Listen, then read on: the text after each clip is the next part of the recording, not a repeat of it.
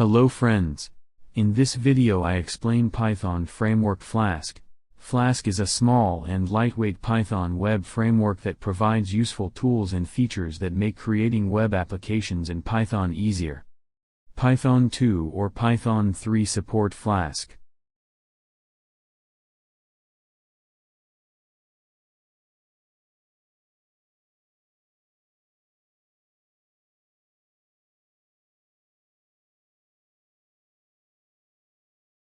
Flask is an API of Python that allows us to build up web applications.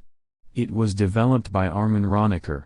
Flask is based on WSGI, Web Server Gateway Interface, Toolkit and Jinja 2 template engine. Flask is 2.6 or higher is required for the installation of the Flask. You can start by import Flask from the Flask package on any Python IDE. Flask code create in Python. And run it. Now, in your browser, type localhost :5000. You see output. Thank you.